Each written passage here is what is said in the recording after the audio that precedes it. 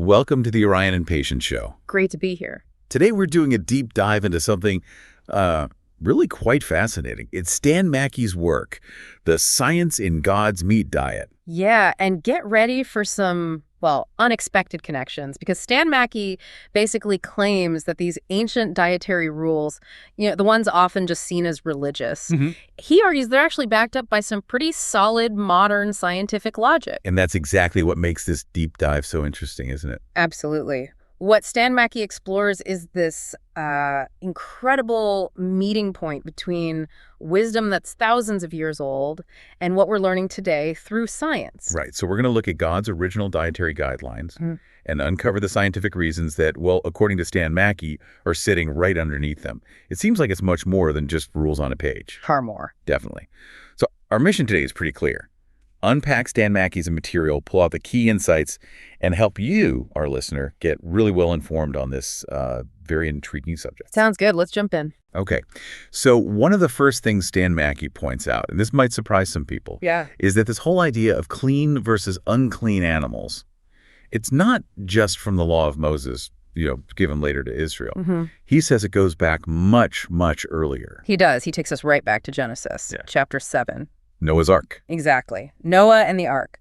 God specifically tells Noah, take 7 pairs of every clean land animal, but only 1 pair of each unclean animal. 7 pairs versus 1 pair. That's a big difference. It is. And it makes you wonder why, right? Stan Mackey brings up a really practical, almost logistical reason. Okay. He suggests that many of these clean animals, they tend to reproduce more slowly, maybe only 1 or 2 offspring at a time. Oh, okay. So bringing more pairs onto the ark, it just ensured they could repopulate the earth more sustainably, more quickly after the flood. That makes a lot of practical sense, actually, thinking about restarting everything. Yeah, considering the scale of it all. Okay, so that's the really ancient distinction. But then, how did this get codified? What were the specific signs, the things people could actually see, that God later gave to identify these clean land animals? You find these in Leviticus 11 and Deuteronomy 14. Right. And the beauty of it, or maybe the genius, as Stan Mackey sees it, is how simple these criteria were. God gave just 2 very clear, very observable traits. Anyone could check them. Okay, what were they? First, the animal had to have a completely split hoof, like properly cloven. Right. And second, it had to chew the cud. Regurgitate and rechew its food. And the key is? The key, and this is crucial, is that the animal must tick both boxes. Both split hoof, A and D, chewing the cud. If it only has one, it's out. It's considered unclean. Gotcha. So even if it chews the cud, like a camel maybe, Yeah. if the hoof isn't right, it doesn't qualify. Exactly. It's a strict 2-part test. So animals that pass: cows, sheep, goats, deer, bison, even giraffes, interestingly enough. Wow, giraffes, okay. Yeah. They clearly have both traits. But then you get the ones that are disqualified. Pigs, camels, those little hyraxes, rock badgers, some call them, hares, rabbits, and then the obvious ones like cats, dogs, elephants. None of them meet both criteria. Okay, split hoof, choose the cud. Seems straightforward enough from the outside, but Stan Mackey argues the real reason is deeper, right? Something about the internal anatomy that ancient people couldn't have possibly seen. This is where it gets really fascinating, and it's the absolute core of Stan Mackey's argument. This is where he says modern science perfectly illuminates these ancient commands. Okay. He points out that every single one of these clean land animals, no exceptions, shares the exact same complex internal setup. A ruminant digestive system. Ruminant. Okay, what does that mean exactly? It means they have a digestive system that's incredibly sophisticated. They don't just have one stomach, they have 4 distinct chambers.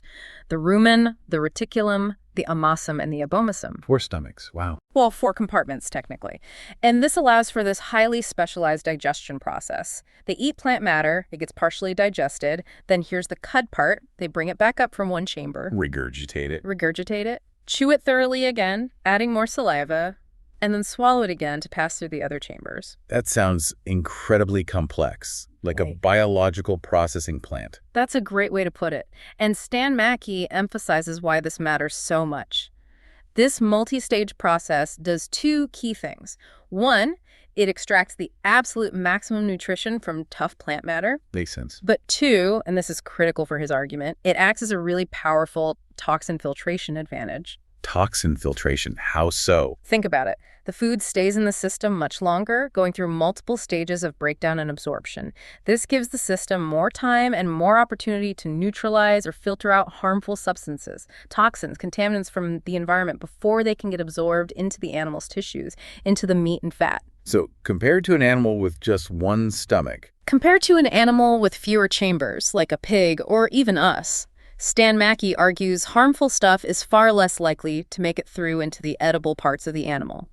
He essentially says the clean animal digestive system is one of nature's best filters for keeping toxins out of the human food chain. That's quite a claim. A biological design for food safety, identified by these simple external signs thousands of years ago. Exactly. A design ancient people couldn't understand anatomically, but could follow based on what they could see. Okay, so this naturally leads us to the animals that don't qualify.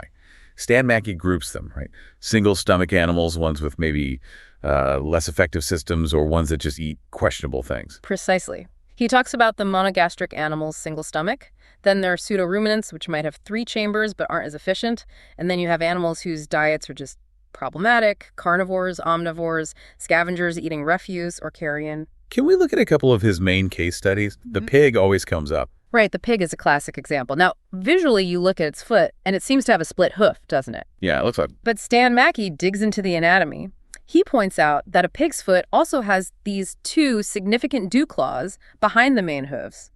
Biomechanically, he argues, it's structured differently than a cow's truly cloven hoof, designed for different load bearing. Interesting detail. But the bigger difference is internal. Huge difference. Internally, the pig has just one stomach. It's monogastric, like humans.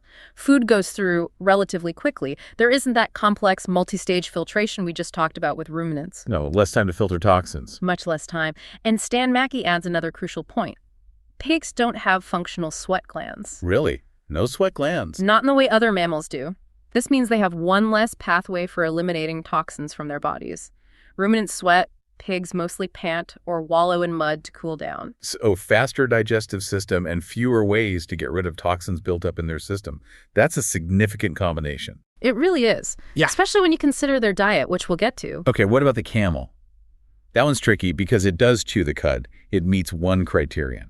That's right, it chews the cud. But it fails on the other essential point, the hoof. It simply doesn't have a true, hard, split hoof. What does it have then? Its feet are amazing for the desert, no doubt, but they're basically toenail-like structures sitting on top of large, soft, fleshy pads. Stan Mackey makes the distinction that these are feet with pads and nails, more like a dog's or cat's paw structure, not the hard, load-bearing hooves of a cow or sheep. Structurally completely different. Okay, so the foot structure is wrong. What about internally? It chews cud. Internally, it's also different from true ruminants. Camels, along with animals like hyraxes and hippos, fall into that pseudo-ruminant category Stan Mackey identifies. They have a 3-chamber digestive system, not the 4 chambers of a true ruminant. And that 3-chamber system isn't as good at the filtration. Apparently not. Stan Mackey suggests it's just not as effective, not as thorough in its processing and toxin removal capabilities as the true 4-chamber ruminant system. So, fails on the hoof, and the internal system isn't quite the same either. Right. I can almost hear some listeners thinking, okay, but wait. I've seen nutrient charts. Sometimes pork scores higher than beef in certain vitamins. How does Stan Mackey handle that point? That's a really common point, and yeah, he tackles it head-on in The Science of God's Meat Diet. He acknowledges that, sure, if you look purely at nutrient charts, you might find pork listed with higher levels of, say, vitamin D, maybe vitamin B1, or certain fats compared to beef. But his argument is that just looking at nutrient density, that's only part of the health picture. It doesn't tell the whole story. So what's the other part of the story, according to him? The other part involves what else might be in the meat besides the nutrients. And this is where his research gets pretty pointed. He cites scientific findings indicating that pigs tend to accumulate significantly higher levels of toxins, parasites, and pathogens compared to other common livestock like cattle or sheep. Higher levels of toxins and pathogens. Why is that? Is it just the digestion? That's a huge part of it. Remember how fast pigs digest around 4 hours, roughly. Compared to like 24 hours for a cow. Exactly. That super fast transit time just doesn't allow for the same level of breakdown and filtration of potentially harmful compounds they might eat. The cow's slower, multi-stage process is far more thorough. And their diet plays a role too, presumably. Absolutely. Pigs are naturally omnivores and scavengers. They're known to eat, well, almost anything. Refuse, garbage, carrion, even feces. Much more readily than ruminants, which are primarily grazing herbivores. So you combine that often questionable diet with their very efficient but fast single-stomach digestion and the lack of sweat glands. Stan Mackey argues it leads to a much greater tendency for toxins to get stored in their tissues, especially their fatty tissues. He cites a specific statistic too, doesn't he? About contamination. He does. It's quite concerning. He mentions U.S. testing where something like 69%, almost 70% of raw pork samples were found to be contaminated with harmful bacteria like Yersinia enterocolitica. And what does that cause? It causes fever, diarrhea, abdominal pain, basically a nasty gastrointestinal illness. So his point is, yes, check the nutrients, but don't ignore the potential downsides, the higher load of unwanted extras that might come along with pork. So taking all that together, Stan Mackey's argument is that these ancient guidelines weren't just random. They were incredibly practical health advice based on real biological differences. That's exactly his position. He sees it as profound foresight. God, understanding the internal workings, the physiology, the potential risks of each animal, gave humanity a simple visual checklist. Split hoof, choose cud. Follow that, and you naturally select animals that are biologically designed to be cleaner, safer, less likely to harbor and pass on certain toxins and pathogens. It wasn't arbitrary, it was protective. Okay, so bringing it all together, how does Stan Mackey bridge this gap between faith and science? He seems to be making a strong case for a kind of scientific underpinning to these ancient commands. It's really the crux of his work. He presents it from two angles. From the faith perspective, it's straightforward. God, the creator, knew the internal biology perfectly from the start. Right. So he gave a simple external guide, split hoof, choose cud, that anyone could use without needing a biology lab to choose safer food sources. Okay, that's the faith view. What about the scientific or historical view? Well, this is where Stan Mackey finds it really compelling. He argues, think about it historically, how likely is it, how statistically probable is it that ancient people, purely by observation, without microscopes, without modern vet science, without centuries of documented trial and error, could have perfectly identified the exact group of animals that modern science now confirms shared this specific, highly efficient, toxin-filtering ruminant digestive system? Yeah, the odds seem low. Extremely low, he suggests. He basically says you're left with two options.